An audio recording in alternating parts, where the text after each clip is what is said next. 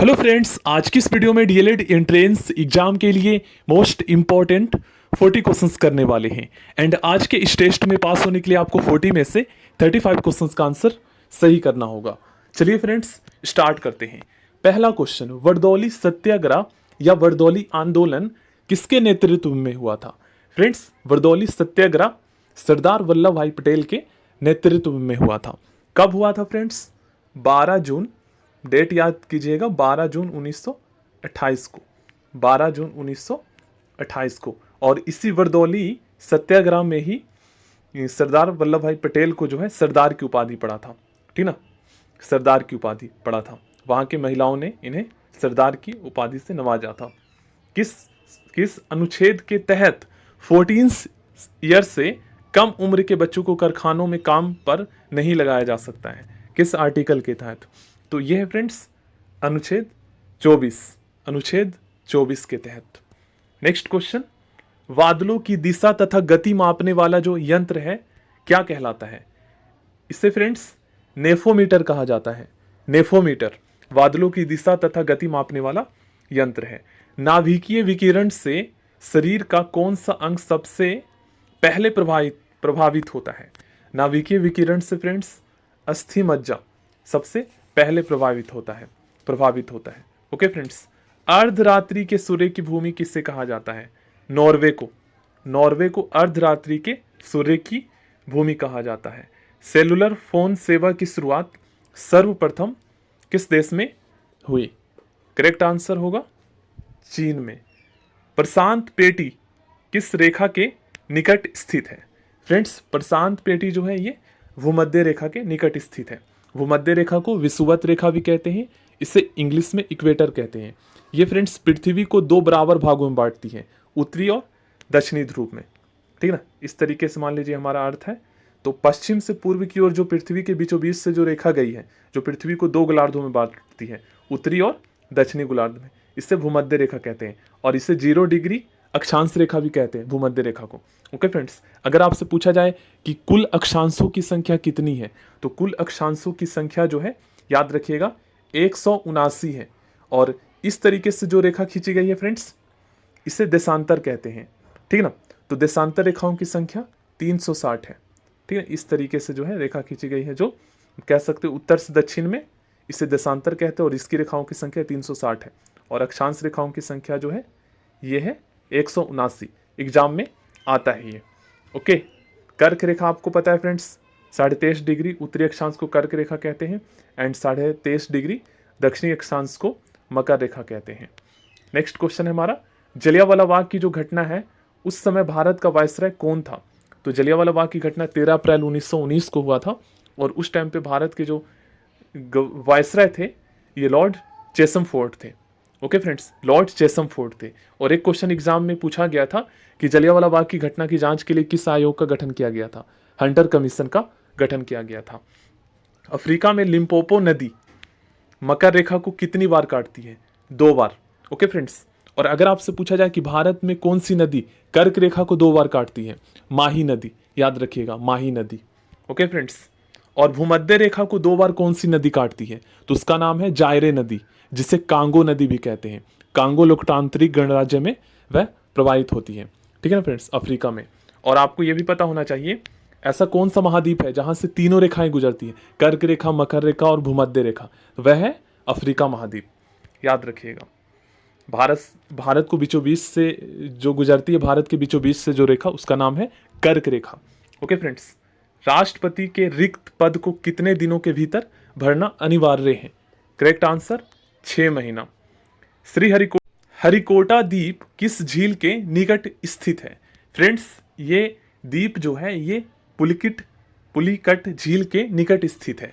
Okay friends, और ये जो हरिकोटा द्वीप जो है ना, यहीं पर भारत का सतीश धवन अंतरिक्ष केंद्र स्थित है, जहां से सैटेलाइट लॉन्च किया जाता है। ओके, याद रखिएगा, ये जो द्वीप है ये पुलिकट झील के निकट स्थित है। गांधी जी एवं अंबेडकर किस पैक्ट पर हस्ताक्षर किए थे? पूना पैक्ट पे। ठीक ना, जिसे पूना समझौता भी कहते हैं। ये कब हुआ था फ्रेंड्स? 24 सितंबर 1932 को हुआ था पूना पैक्ट।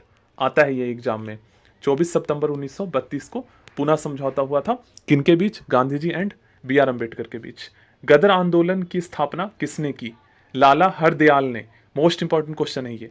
गदर आंदोलन की स्थापना लाला हरदयाल ने की थी। अनहैप्पी इंडिया पुस्तक किसके द्वारा लिखी गई? फ्रेंड्स, लाला लाजपत राय के द्वारा अनहैप्पी इंडिया पुस्तक लिखी गई थी। राज्यपाल अपने कार्यों के लिए किसके प्रति उत्तरदायी या जिम्मेदार होता है? तो फ्रेंड्स, राष्ट्रपति के प्रति। आपको पता है फ्रेंड्स, राज्यपाल जो है ये केंद्र सरकार का एक प्रतिनिधि होता है जो कि केंद्र सरकार के अधीन ही कार्य करता है। हिंदू नेपोलियन के नाम से कौन जाने जाते हैं? करेक्ट आंसर होगा स्वामी विद्यानंद। नेक्स्ट, भारतीय राष्ट्रीय कांग्रेस का नाम किसने दिया? भारतीय राष्ट्रीय कांग्रेस का नाम जो है दादा भाई नेरोजी ने।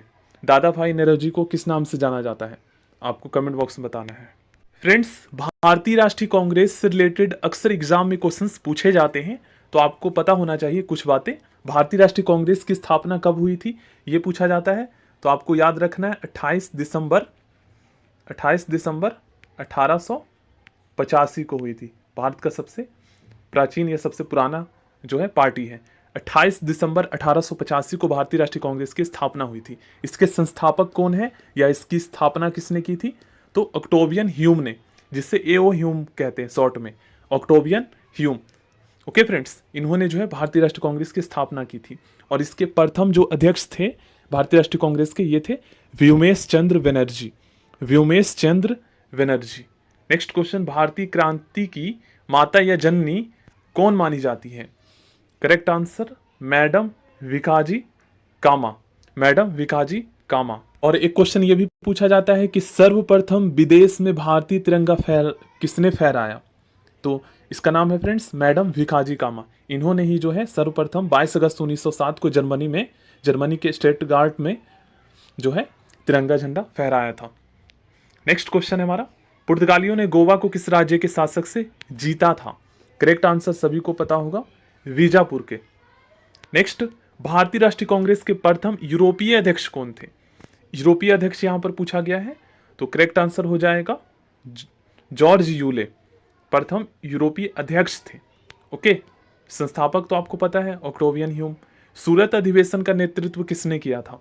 सूरत अधिवेशन का नेतृत्व डॉक्टर रास बिहारी बोस ने किया था। अब इस क्वेश्चन को कुछ स्टूडेंट समझ नहीं पाए होंगे। देखिए फ्रेंड्स, सूरत अधिवेशन के यहाँ पर मतलब है कि भारतीय राष्ट्रीय कांग्रेस का जो सूरत का जो अधिवेशन हुआ था 1907 में, इसकी अध्यक्षता जो है ना या नेतृत्व, ये डॉक्टर रास बिहारी बोस ने किया था।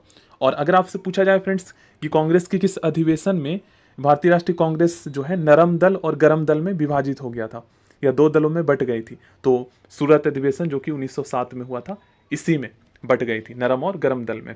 अकबर ने जजिया कर को कब समाप्त कर दिया? करेक्ट आंसर 1564 में। 1564 में समाप्त कर दिया था। नेक्स्ट, भारत में पुर्तगाली बस्तियों का पहला गवर्नर कौन था? भारत में पुर्तगाली बस्तियों का पहला गवर्नर जो है फ्रांसिस्को अल्मीडा था। ओके फ्रेंड्स, याद रखिएगा। नेक्स्ट क्वेश्चन काफी इंपॉर्टेंट है, रूस की क्रांति के समय रूस का जार कौन था? तो करेक्ट आंसर होगा निकोलस द्वितीय। निकोलस द्वितीय जो है ये रूस का जार था। लीग ऑफ नेशन का वैधानिक रूप से जन्म कब हुआ था? फ्रेंड्स, लीग ऑफ नेशन का वैधानिक रूप से जन्म या इसकी स्थापना कब हुई थी? याद रखिएगा 10 जनवरी 1920 को। 10 जनवरी 1920 को। और इसी के स्थान पर फ्रेंड्स 24 अक्टूबर 1945 को जो है आपको संयुक्त राष्ट्र संघ की स्थापना की गई थी। ओके, एंड अगर आपसे पूछा जाए कि भारत जो है ना संयुक्त राष्ट्र संघ में शामिल कब हुआ था, तो आपको बताना है 30 अक्टूबर 1945 को। और लीग ऑफ नेशन की स्थापना किसने की थी ये भी पता होना चाहिए, वुडरो विल्सन ने। ओके फ्रेंड्स, और रूस का जार किसे कहते थे? तो जो रूस के सम्राट थे ना, जो राजा थे, जो शासक थे, उन्हें जार कहते थे, ठीक ना। अगर आपसे पूछा जाए कि रूस के अंतिम सम्राट कौन थे, तो निकोलस द्वितीय थे। ओके, याद रखना है फ्रेंड्स। आगे करते हैं क्वेश्चन, श्वेत कोयला किसे कहा जाता है?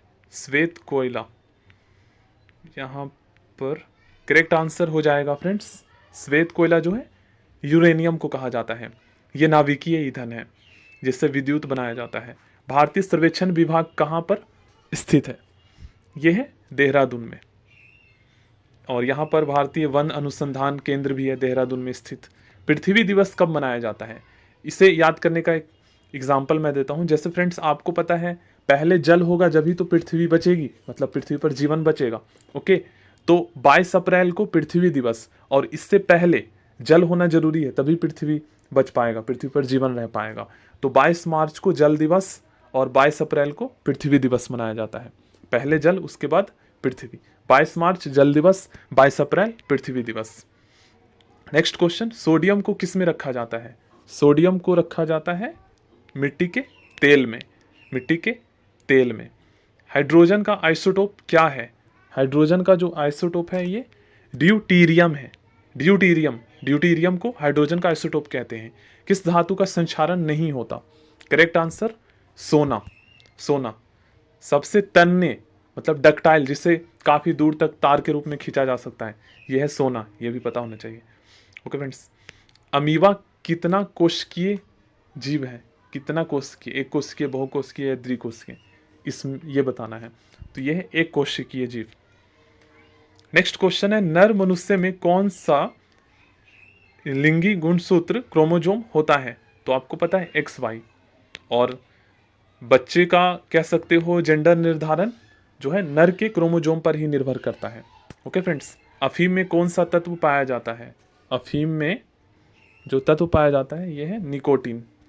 उत्तरी अमेरिका के मूल निवासी को रेड इंडियन कहते हैं। समान लवणता को मिलाने वाली जो रेखा है इसे आइसोहेलाइन कहते हैं। समान लवणता मतलब लवण मतलब साल्टी, एरिया को मिलाने वाली जो रेखा है इसे आइसोहेलाइन कहते हैं। और अगर आपसे पूछा जाए कि आइसोबार या समदाब रेखा किसे कहते हैं, तो समान वायुमंडलीय दाब, एटमॉस्फेरिक प्रेशर वाले समान दबाव वाले एरिया को या रेखा को जोड़ने वाली कह सकते हो रेखा को आइसोबार कहते हैं। ओके फ्रेंड्स, और आइसोथर्म समान तापमान वाली रेखा को जोड़ने वाली या समान तापमान वाले एरिया को जोड़ने वाली रेखा को आइसोथर्म कहते हैं। भारत के बीचों बीच से कौन सी रेखा गुजरती है? सभी स्टूडेंट को पता है फ्रेंड्स, कर्क रेखा गुजरती है। ठीक है ना, मकर रेखा और विषुवत रेखा भारत से नहीं गुजरती है। ओके, कर्क रेखा फ्रेंड्स आप सभी को पता है 8 राज्यों से गुजरती है। कौन कौन सा राज्य है? कर्क रेखा तो पता ही है फ्रेंड्स, भारत के बीचों बीच से गुजरती है। स्टार्ट कहाँ से होती है? गुजरात से।